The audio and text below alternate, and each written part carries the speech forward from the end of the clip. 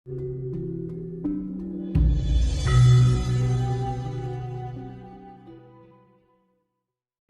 namanya Anglo-Saxon ya, bangsa Anglo-Saxon.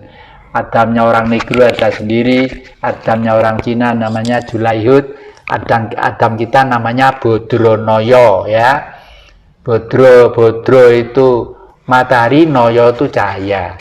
Jadi manusia Indonesia sebenarnya adalah tercipta dari sinar matahari. Karena apa?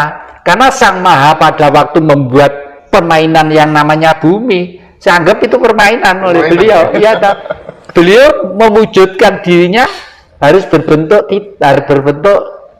titah, lalu menjadi manusia ini. Makanya Semar itu digambarkan perutnya besar, bokongnya besar, bunder gini ya. Itu artinya apa? Dan matanya rembes. Artinya bumi itu selamanya memang untuk manusia. Oleh karena itu manusia harus menjadi front terdepan keteladanan yang harus menjaga ekosistem dan kepada kehidupan-kehidupan yang lainnya, termasuk binatang, termasuk mengerti tentang gaib ya. Gaib harus mengerti. Karena gaib ada sebelum ada manusia. Bumi diciptakan untuk menjaga ekosistem, menjaga gunung, menjaga api, menjaga hutan, menjaga bambu-bambu, menjaga sumber-sumber. Gaib diciptakan dulu. Ada maha gaib, ada gaib. Maha gaib misalnya Ibu Ratu Emas Laut Selatan. Ya, orang Cina menyebut Dewi Kuan Im. Kalau di Alkitab disebut the Queen of the South Sea. Jadi seorang ratu di Laut Selatan gitu lah. Teman saya Jerry dari Jerman itu sekarang tuh lagi mendekat dengan beliau supaya beliau mengukuhkan nanti kalau di Nusantara itu sudah ada seorang raja yang bijak supaya sang ibu nanti ikut menjaga. Dan dia benar juga, Bung Karno selalu ke sana, kerajaan Yogyakarta, kerajaan Solo selalu membuat Songgo Buwono, yaitu untuk pertemuan dengan beliau. Pertemuan itu bukan porno, temu rasa, termasuk membuat sesuatu. Makanya kesakralan keraton-keraton itu masih ada gitu. Terus ini yang apa tuh namanya, ada yang tanya, jenengan kan selalu belajar tentang banyak kitab itu dari beberapa atau lintas agama lah barangkali. Bagaimana yang Jatikusumo menyikapi fanatisme di dalam beragama? Begitu orang beragama mulai fanatik, disitulah dia akan gagal mencapai Tuhan. Karena orang masuk agama itu sebenarnya belajar mencari Tuhan. Kalau sekolah ya harus lulus. Kalau sudah lulus itu cirinya apa? Bertuhan. Kalau sudah bertuhan, tidak ada sekat ya, tidak ada sekat, tidak ada kelompok dan golongan. Besok kalau mati itu enggak, Sang Maha Pencipta, kamu agamanya apa? Ayo sana, kaplingmu sana, kamu sana, kamu sana. Kamu orang Islam, Islam apa? Apa aliranmu apa? Mazhabmu apa? Nasrani, atau Kristen apa Katolik?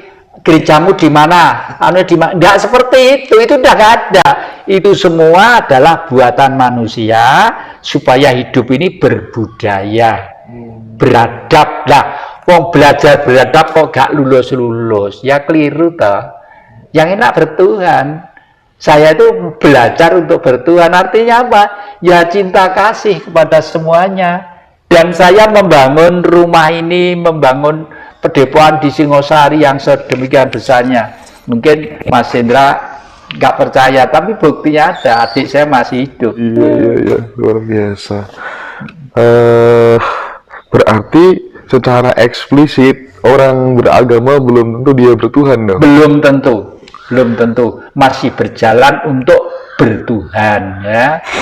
Oleh karena itu sudahlah, tapi ya tetap baik, tapi ya itu harapan saya segeralah lulus, karena titik terakhir peradaban manusia secara global ini kelihatannya ada gejala-gejala bacaan alam kok mengerikan ya, mengkhawatirkan gitu. Jadi gejala itu ada ya? Ya, Ya itu tadi yang ikan-ikan di laut, termasuk ikan paus itu gelisah semua, dan ikan-ikan kecil itu semua penjuara. Jadi orang-orang nelayan-nelayan itu yang di pinggir-pinggir pantai itu semua yang dapat ikan banyak sekarang itu. Dan binatang itu biasanya lebih peka. Lebih peka dari manusia tentang alam. Dan yang jadi memberikan saran ya ngurangi makan, ngurangi tidur ya, supaya selamat dari garu yang lewat itu tadi gitu ya yang ya. Garu yang lewat. Dan itu tidak hanya yang Jati aja yang mengatakan, banyak sesepuh juga ya. Ya, makanya akhir bulan ini raja-raja kumpul di Bali, seluruh Nusantara ini. Saya juga berangkat ke sana nanti. Itu misinya apa? Mengalternatif ya, membuat alternatif solusi minimal mengatasi kalau sesuatu hal terjadi. Kerajaan besar atau kecil, termasuk kepala-kepala suku adat, umumnya itu yang masih dekat dengan alam dan rakyat. Yang tentang misteri hilangnya kerajaan Majapahit, tanggapannya bagaimana? Bagaimana? Tentang misteri hilangnya kerajaan Majapahit.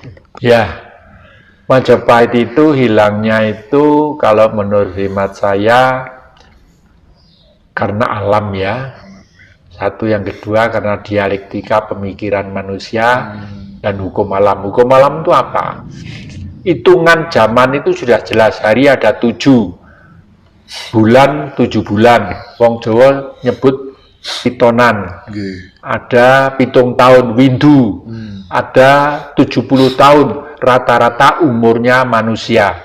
Ada 700 tahun. Mau tidak mau harus ganti zaman. Ya. Mau tidak mau harus ganti zaman. Majapahit pun sadar tahun 100 tahun itu sekitar 1400 berapa itu ya, Majapahit terakhir itu ya. Mau tidak mau zaman memang harus ganti ke zaman modern ini. Makanya dan Bung Karno sebenarnya sudah menggantikan bangsa ini menjadi bentuk kerajaan, meskipun namanya presidentil ya, presiden yang memimpin presiden, tapi punya perdana menteri. Nah, inilah yang tidak dikehendaki oleh Barat. Belum ada perdana menteri, Juanda, ada perdana menteri ini lah. Karena apa? Karena kalau perdana menteri yang melaksanakan dinamika politik salah, hak veto dari presiden itu ada. Kalau sekarang ini tidak ada, presiden memberi veto dianggap menentang haknya rakyat, hak asasi manusia dan lain sebagainya. Itu kan kacau itu. Ya untung kemarin itu ada peristiwa itu, TNI dan ABRI itu sikapnya tegas ya, mengabdi kepada keutuhan NKRI. Jadi cepat tanggap dan mengambil tindakan preventif sebelum menjadi puing-puing di Indonesia ini gitu. Banyak orang mengaku spiritual, tapi masih sering menganggap spiritual yang beda dengan dirinya itu keliru, salah, kurang jangkep, dan lain sebagainya. Padahal harusnya kan tidak begitu yang Jati. Ya syukurlah banyak orang yang menganggap dirinya spiritual. Paling tidak seseorang itu berusaha untuk berjalan dengan baik, hidup dengan baik. Tapi seyogianya kalau sudah berani menggunakan cap spiritual, itu tidak boleh melemahkan, menjelekkan, mengkonotasikan pihak lain itu belum spiritual. Karena apa?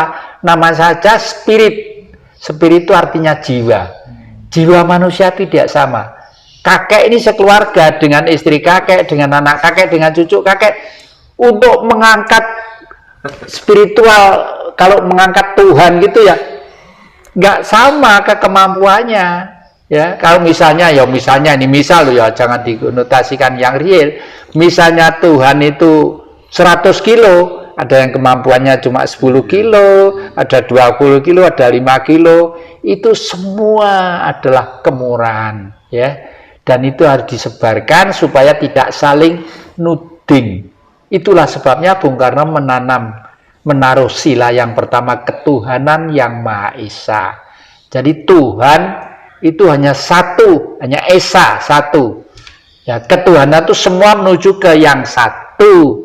Makanya bangsa ini harus dihimpun dengan baik supaya manusianya itu hidupnya layak. Untuk hidupnya layak harus ditata dengan sistem demos kratos atau demokrasi. Demos itu kekuasaan.